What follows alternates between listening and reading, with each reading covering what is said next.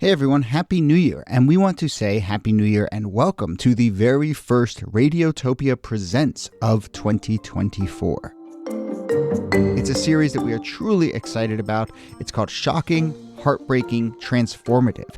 Now, this is from documentarian Jess Shane, who put out an open call on Craigslist and then worked with 4 strangers to explore the standard rules that documentarians and journalists use to tell their subject stories.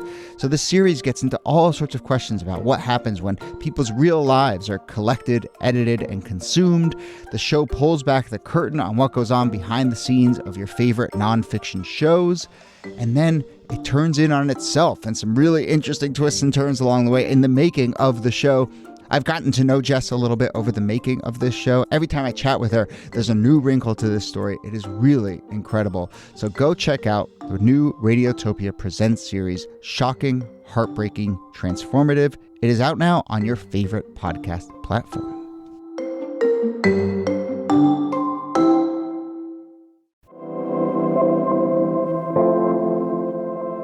Hello and welcome to This Day in Esoteric Political History from Radiotopia. My name is Jody Avirgan.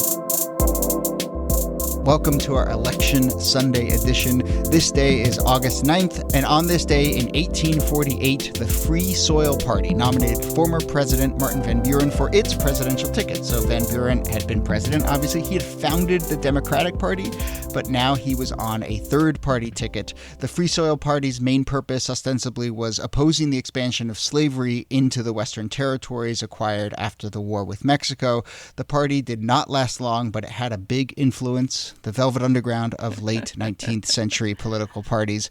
Here to discuss the Free Soil Party, Martin Van Buren, and lots more is, as always, Nicole Hammer of Columbia. Hello, Nikki. Hi, Jody. I guess we got to start with your first comment at the top of our prep doc is where we're going to start, which is you want to talk about Martin Van Buren's mutton chops? I do. I think that they're probably the most important fact about him. They were glorious. They stood out, by the end there, like several inches from his face. Not length, but also just like there's some real topography going on there. Yeah, like volume. Pushing out, I think is really important here. And you should know, interesting fact, he was only 5'6". So you can imagine like this kind of glorious cloud of hair that encapsulated his head was a real form of presence for someone who was quite a small man. 5'6", though, was like, you could be a basketball center back in 1848 at 5'6". It's like 150 years ago now, not like the 3rd century. That's a good point.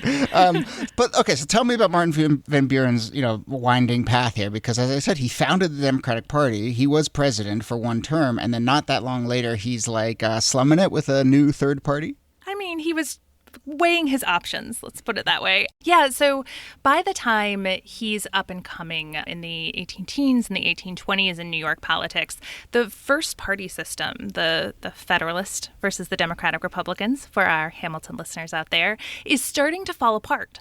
And new parties are beginning to emerge. And the Democratic Party really is the first real alternative party to emerge out of the ashes of the old one. And one of the big players in that, in addition to Van Buren, is Andrew Jackson. Mm-hmm. And so they're really two of the big driving forces behind this new party. To replace the Federalist Party, you will get the Whigs, a short-lived but influential new party. Right. And so the Free Soil Party, their motto was free soil, free speech, free labor, and free men. And I'm struck by the order of priorities there: soil, speech, labor, men. But it does have free men in there, and it is thought of as an anti-slavery party. I mean, how significant is it that we have a third party sort of striking out along these lines in 1848? It's really important because Van Buren's goal with the Democratic Party was to reorient American politics around sort of philosophical or ideological divisions. He wanted you to have a choice of governing philosophies when you went out to vote. But slavery was the most important political topic at the time. And if that was not at the heart of your political party party was not going to be that long-lived. And that's where you get this Free Soil Party. And eventually free speech kind of drops out of the slogan. Take that for what you will. But that idea of free soil, free labor, free men was absolutely an anti-slavery argument. The idea was you were better, you were more moral if you had free soil, so something that was available to everyone, and free men to work it. It's this kind of white yeoman labor ideal that is going to be really, really popular and lays the groundwork for the Republican Party. Right. Though a couple weeks ago, we did an episode about Wyoming and how it was one of the first states to give the vote to women, and we talked about how often these civil rights moves have a more economic motive at the heart of it, and there it was needing to attract women to the expansion of Western territories. I mean, this is built around expansion after the war with Mexico. How much is there an economic motive here versus the moral motive that you just discussed? I mean, when it comes to slavery, you can't take economics out of it. It is an economic system and a moral system. So, yes, it was very difficult for people who did not have enslaved laborers to turn the same kind of profits on the land. That was two different economic systems that had at their heart, though, a deep moral question about who gets to be free. So, yeah, I mean, it's absolutely economic, but the economy is not divorced from morality. One thing I'm curious about is the influence of this party. I mean, does not exist for very long, 1848 to 1854, and then it gets absorbed into the Republican Party. Is this where the Republicans get their anti-slavery DNA from?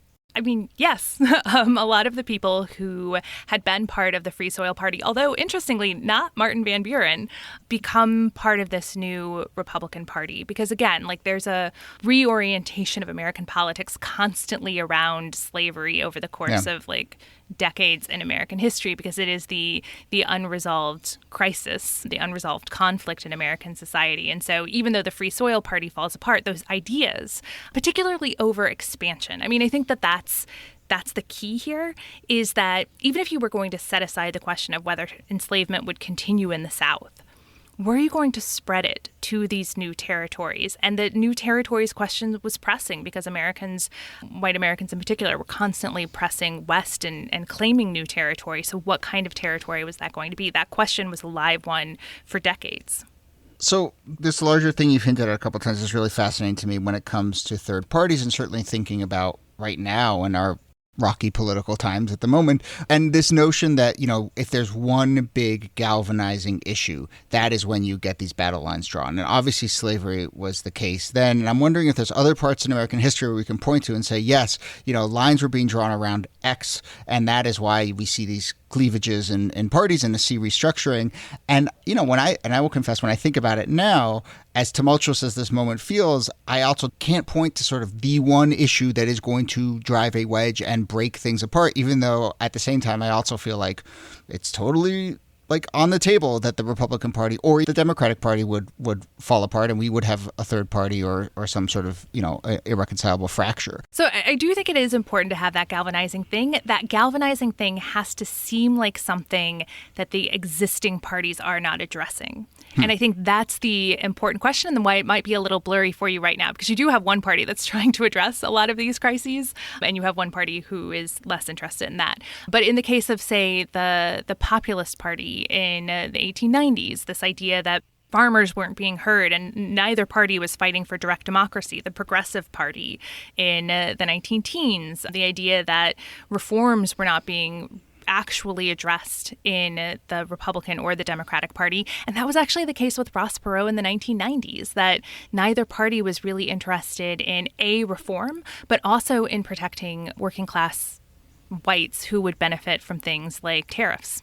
Yeah, and I would say, inequality in this country is something that I think fits your qualification of something that, Americans are starting to sense that neither party has really been addressing. And obviously we see the parties trying to embrace it in whatever way, but even the Democratic Party seems to be playing catch up on that one. Yeah, so what we often see, right, we see these third parties form, but then we see the existing parties, if they're smart, actually try to absorb the most pressing of those issues. That happens in each of these cases. I mean, the contract with America for the Republican Party in 1994 was trying to get those Ross Perot voters by just stuffing it full of reform agenda items.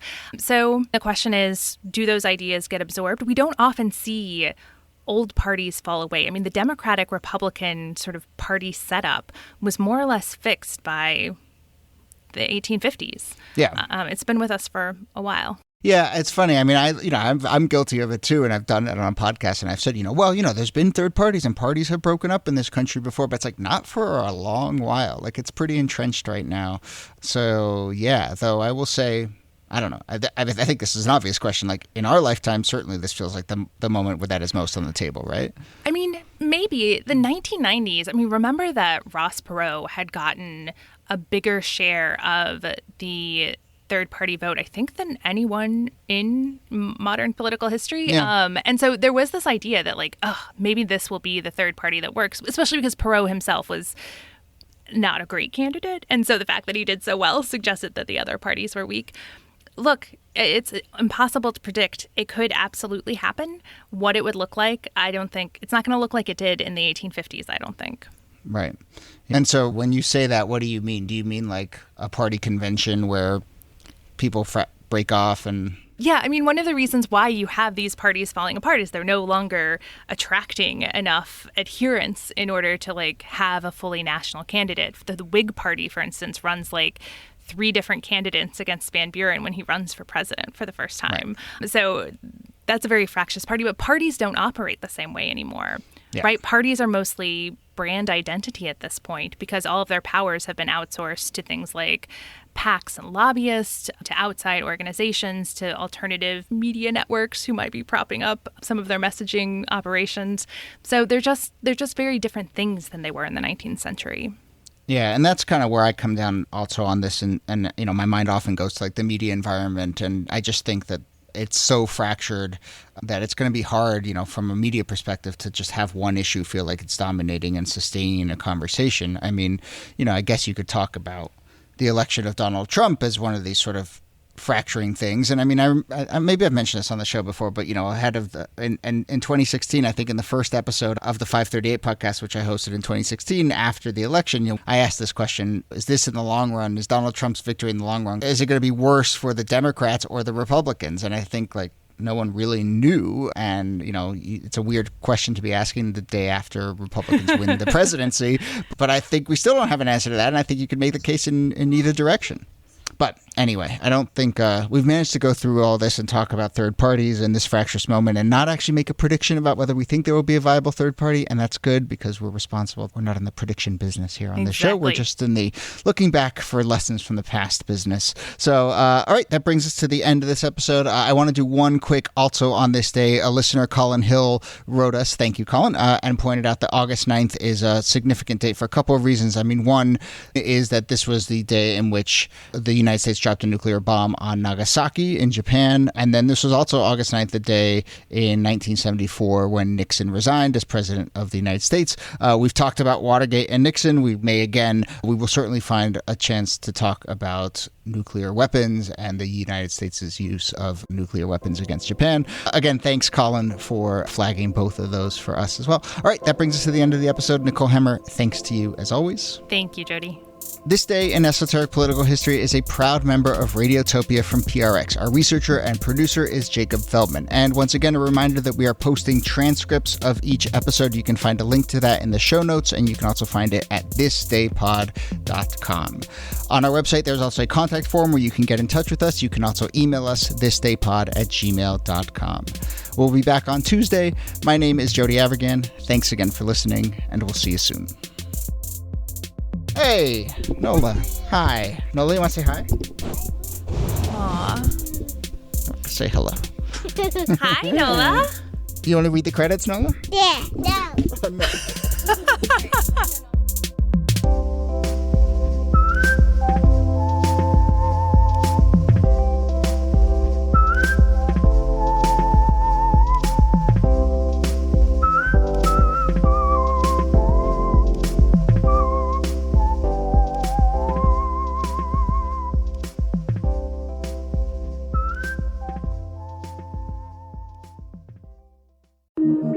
Radiotopia.